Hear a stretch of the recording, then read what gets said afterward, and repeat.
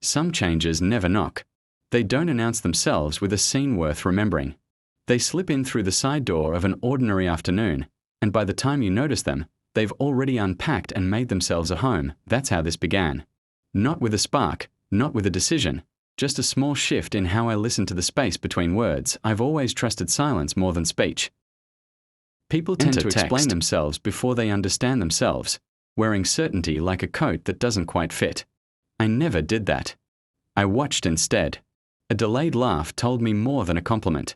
A pause before a name said more than the sentence that followed it. That was my language, the one nobody means to speak, the one only the patient ever learned to read. So ordinary conversation always felt thin to me. Everyone else seemed content trading information back and forth. I was listening for something underneath it, not emotion, which can be performed, but the plain, unglamorous weight of what's simply true. True things don't need decoration. They just sit there, steady, unbothered by whether anyone believes them. That habit kept my life uncomplicated.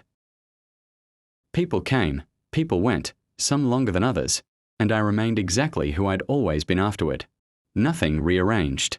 Nothing shifted its foundation until something did. It wasn't a single moment. It never is.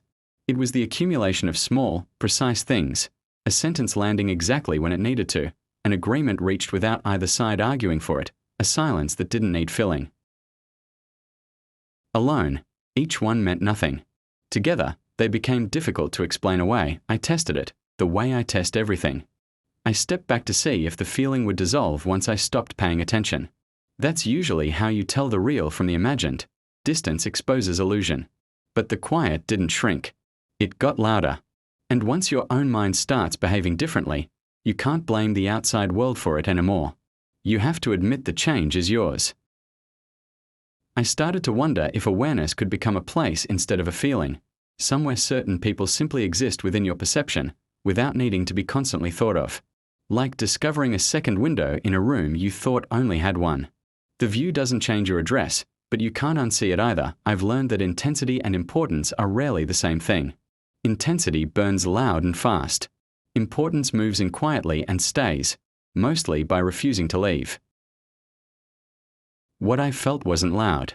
There was no static, no drama, just an unfamiliar clarity, and clarity, it turns out, is far more unsettling than confusion. Confusion lets you stall. Clarity doesn't negotiate. I became careful, not with my words, but with my assumptions, because assumption is where real observation goes to die.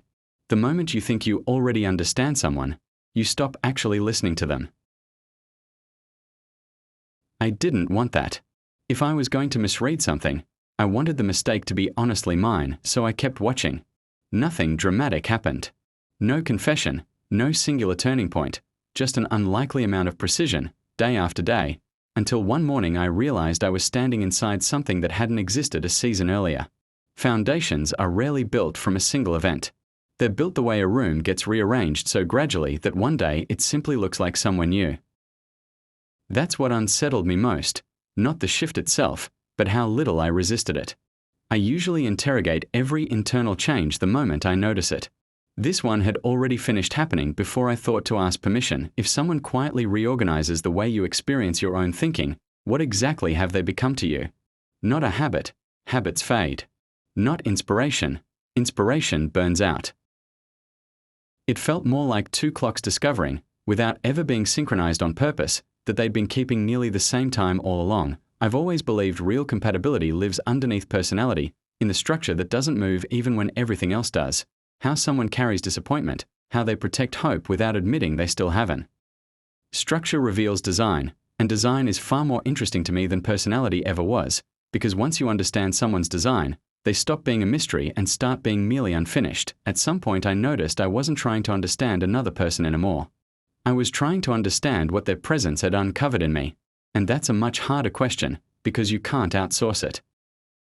You either sit with what you found, honestly, or spend the rest of your life pretending you never found it. I've never had much patience for pretending. It costs too much upkeep, so I stopped asking whether any of this should have happened, and started asking what becomes possible once it has.